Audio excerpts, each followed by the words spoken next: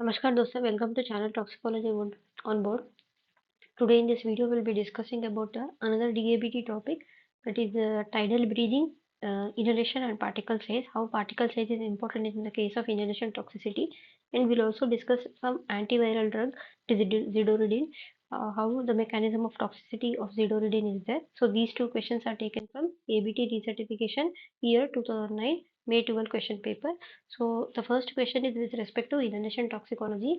The question is, during tidal breathing, inhalation of monodispersed particle about 1 micron in diameter undergoes primary deposition in the. So always with respect to inhalation, no, they will ask you question with respect to particle size. They'll ask this particular particle, based on the size of this particular particle, which particular area of the lung it is going and depositing. And they'll ask you also with respect to process, that is impaction, or it is diffusion, or it is sedimentation. Like that, there are three four methods are there with respect to this inhalation flow of the particles once they enter into the respiratory system, based on the size. So based on the diffusion or impaction, like that movement. Okay, so always try to read about the respiratory tract, how what are the different parts of the respiratory tract are there, and based on the particle size, which particle size will go and deposit and which particular part. For example, here you will see in this particular diagram. In my previous video also, I have done couple of videos on inhalation toxicology with respect to the particle size. So you go, I will give you the description in the link in the description. So you read in that also. I have kept this particular same diagram. So if the particle size is around 5 micron meter, no, then it will go and trap in the case of upper respiratory airways. If the particle size is 1 to 5 micrometer, it will go and deposit in a deep lung. If it is the particle size is less than 1 micrometer, it will reach pulmonary alveoli through diffusion. And if the particle size is nanometer, that is 500 nanometer, it will go by phagocytosis by this alveolar macrophages. Okay. So what is important here? You can see a comparison also. This is the human lung, and this is the diameter of the trachea. Here you can see this one. This is in the case of dog. This is in the case of monkey, rabbit, rat, and mouse. Okay, this white dot represents your diameter of the trachea. Okay, now the question is having particle size is monodispersed. This is the keyword that you have to remember in this particular question, and 1 micrometer. So it is 1 micrometer means it will go in alveoli or through diffusion. Right answer will be alveolus in the green text. Okay, so like that you have to remember this particular size particle inhalation. You have to remember by default. It's a memory based question. Okay, then next we'll see another question. So here I also gave you in this particular slide, no, very clearly the picture in the case of small airways, how the cilia movement will be there. This particular cilia movement, no, you will not see in other type of cells.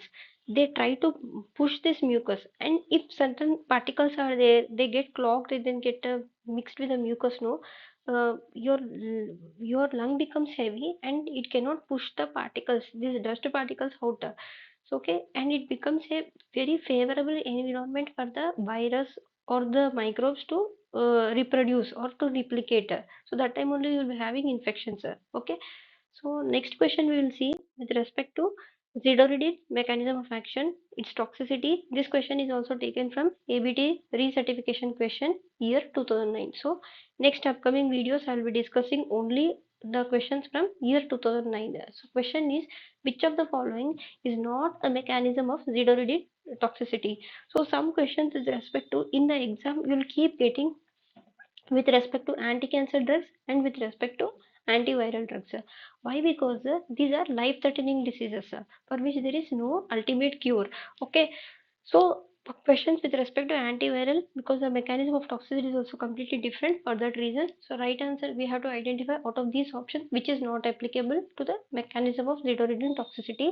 So the incorporation into the fetal DNA is the one which is not by which Zidorudine acting, because Zidorudine, no, AZT is reverse transcriptase inhibitor, antiviral drug treatment HIV. We have different mechanisms are there how the antiviral drugs will act on the viral replication at various stages, and this Zidorudine, no, it is used to for preventing mother to infant transmission. This particular drug, no, it will not cross the placental barrier. For that reason, if any HIV mother is there and if she is pregnant, this still AZT can be administered to that mother.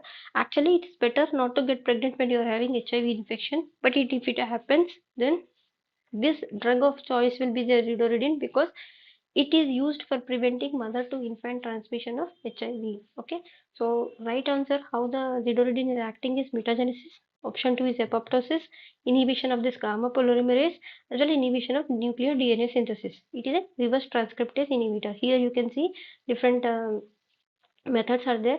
So here this inhibited by reverse transcriptase inhibitors, Zidorudine and others, this class of drugs, they are going to inhibit this reverse transcriptase, this particular mechanism. There are other drugs like raltegravir, which is going to inhibit integrase inhibitors, and we have enfumaride as well as naravaric, which are going to inhibit the entry of this inhibitors into this cell. Okay, and we have other drugs like indinavir, which are going to inhibit protease inhibitors. Okay, stop the video, try to read it. Antiviral drugs, their classification, how different types of antiviral drugs are going to act on different steps, because based on which different classes of antiviral drugs, HIV drugs are there. Okay, hope from this video you were able to learn about importance of the particle size in the case of inhalation toxicity, where they're going and getting deposited in which particular part of the lung, and you were able to learn about HIV drugs, antiviral drugs, the mechanism of toxicity. So in the exam also, they might give you some anti-cancer. For example, they'll give you one question with respect to cyclophosphamide, their mechanism of action, or nitrogen mustard, or taxane, or something like that. They will give you, or some anti-tubercular drug they will give you. They'll try to see what is the mechanism of action. They'll try to give the options and you have to give the answer. Okay, hope from this video, be curious. Thank you. Any questions, you can write a mail to arya.priyanka18@gmail.com. All the best for your exam.